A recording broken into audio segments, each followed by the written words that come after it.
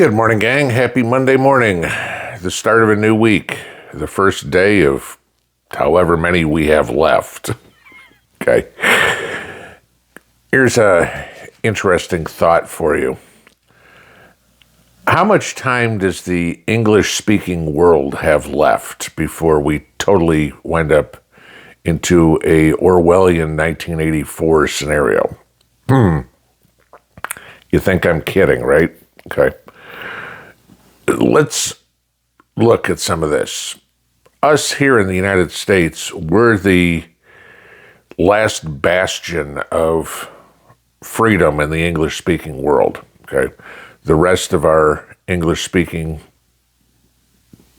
neighbors, whatever you want to call them, countries, are quickly falling into the abyss of dystopia.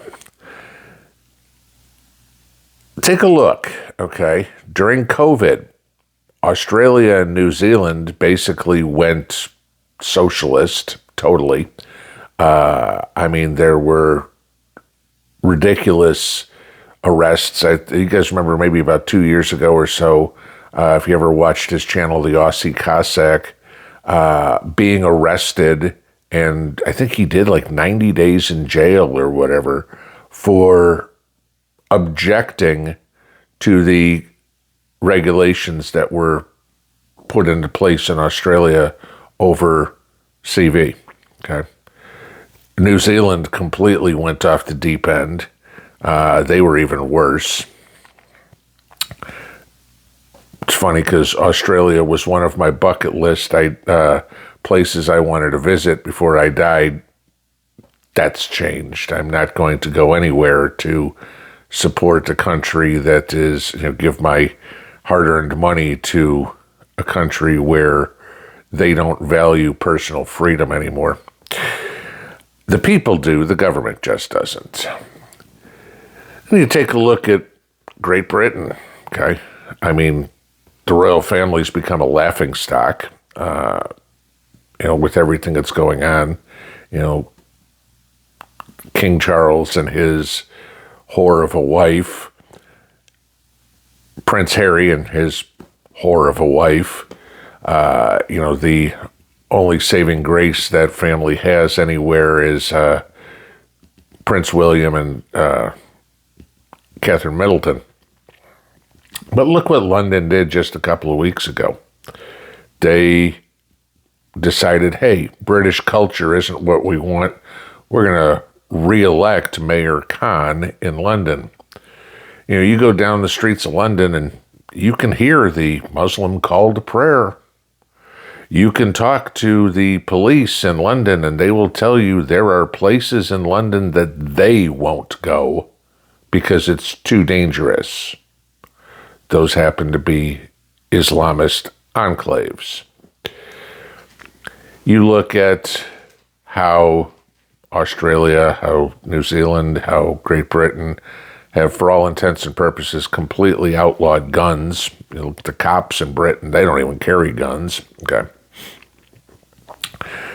So that doesn't leave too much. It leaves pretty much Canada and the United States.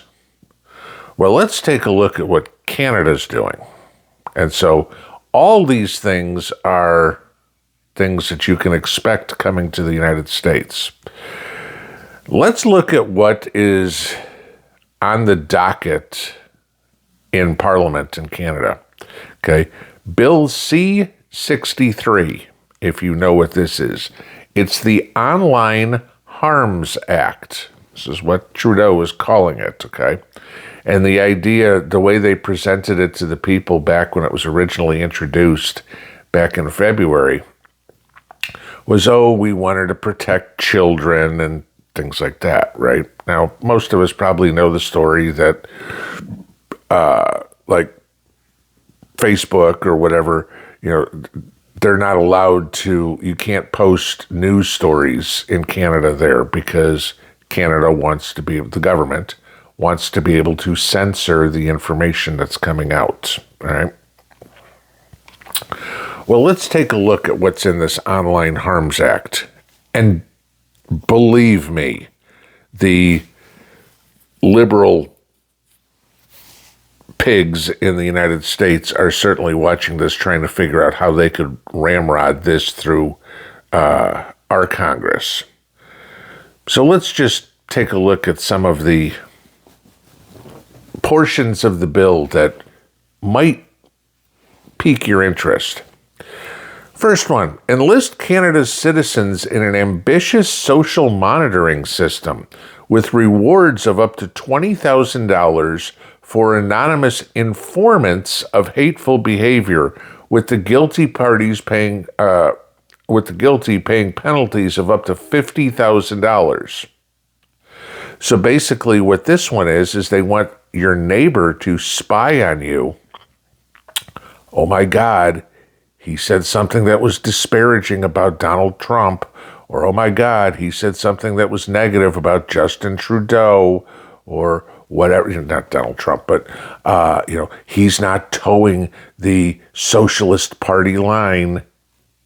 Okay, I can make 20 grand if I go tell the courts that my neighbor's a problem. You want to talk about red flag laws, okay? This is thought crime. And I could fine somebody 50 grand. You tell me right now, if you got a fine for 50 grand, what would it do to you? It'd bankrupt most everybody, okay?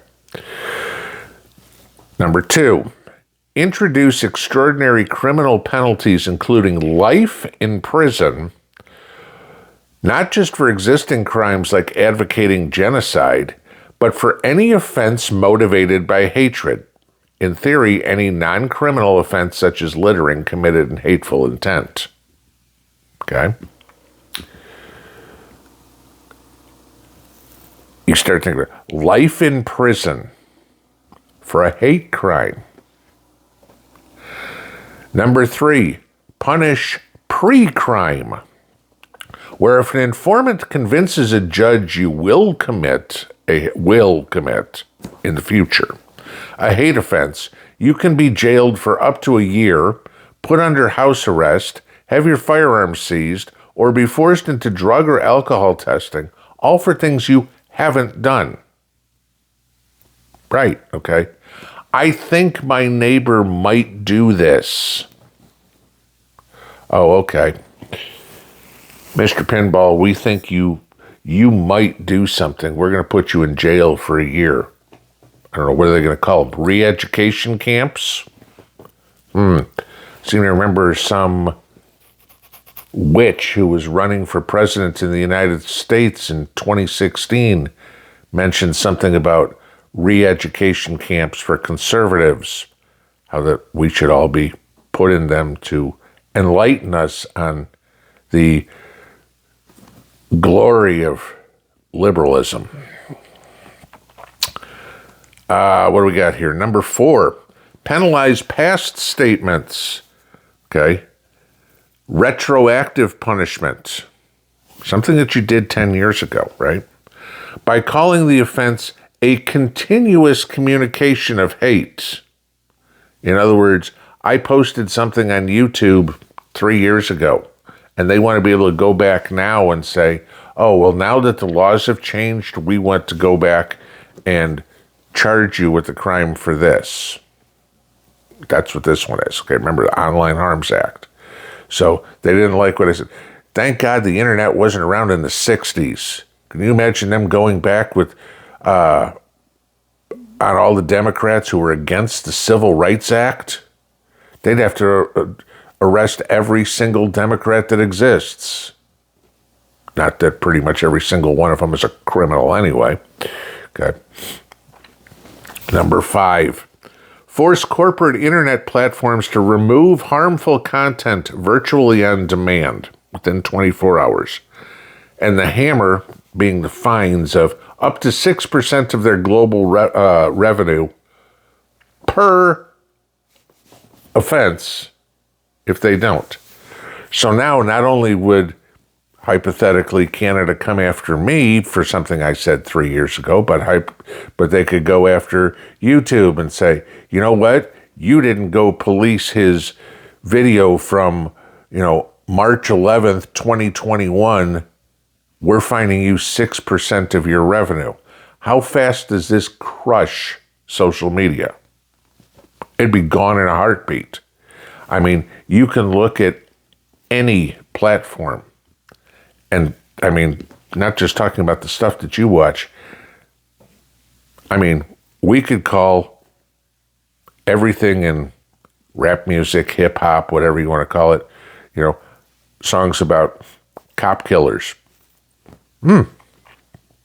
Guess every one of those songs is now hate speech, right? Not that I approve of the songs. I don't like it, but it is a medium of art for some people, okay, that enjoy it. Okay, fine. This isn't an online harms act. This is completely taking away Canadians' right to free speech, right to self-expression, everything. Does that sound familiar here in the States from something that wants to be done by a certain political party? This is the dystopian future that they want. This is straight out of 1984. 1984 was a work of fiction, not an instruction manual. But this is exactly where liberalism is leading. All these people who think, you see the memes on Twitter or whatever, I'm 22 years old and I'm voting for Joe Biden. You're an idiot. This is the world that you have going to look forward to. You get millennials and Zoomers bitching all the time about, oh, it's so expensive. Oh, I'm never going to buy a house. Oh, I can't find a job. Look at the people you're electing. They aren't helping you. You are useful pawns, useful idiots in their plan. They are keeping you afraid. They are keeping you stupid. And you just continue to agree. Oh, we'll promise you about paying off your student loans. Oh, okay, I'll vote for you. Okay, in the meantime, we won't get that done. We'll make it to the point where you can't afford to live on your own. You can't find a job because we keep closing every business that has anything decent paying. And you're still living at mom's basement at age 32. But you'll still vote for your oppressor. Please, educate your kids. Educate your neighbor over the fence. This is the dystopia that they want. It's all about power. Once you have so much money, pick somebody, George Soros, Jeff Bezos, Joe Biden, Barack Obama. Once you have so much money, you know you're not going to ever need more. You want power. That's where they are. All these years of corruption, insider trading, criminal activity by politicians. You ever met a poor politician? It's amazing how they, look at AOC. Was it 4 years ago, whatever it was, that she was elected? And, oh my God, I can't even afford an apartment in around Washington, D.C. Now she's got this luxury condo, with a doorman and, a rooftop pool and all this sort of stuff. On $150,000 or something like that Congress people make. Washington, D.C. is pretty damn expensive to live in, cost of living wise, okay? You're making money somewhere else. You're stealing it from somebody. Oh, using those campaign contributions to fund your lifestyle? Yeah, okay. That's why they stay there, because the gravy train is too good. And then once they've got enough money in their pocket, now, how can I crush other people? This is what Trudeau's doing to Canada. It's already happened in Australia. It's already happened in New Zealand. It's already happened in Great Britain. They're crushing the people. It's coming here. We have to put a stop to this. I'm not ratting out my neighbor for something. But I guarantee you there's some liberal POS running around that'd be happy to out you because you're flying a Trump flag, or you fly the stars and bars.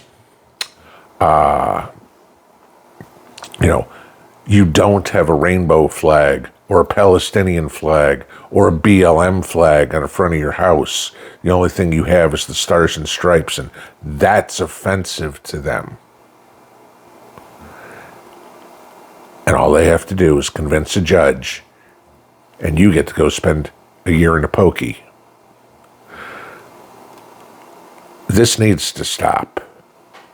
If this goes through, if this is passed when it comes up for vote, and I think it's supposed to be sometime this week, if this goes through, there's a real good chance you see a civil war in Canada real soon.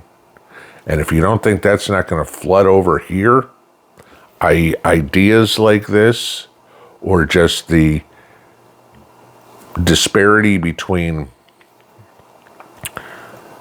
patriots and traitors, think again. Pinball out.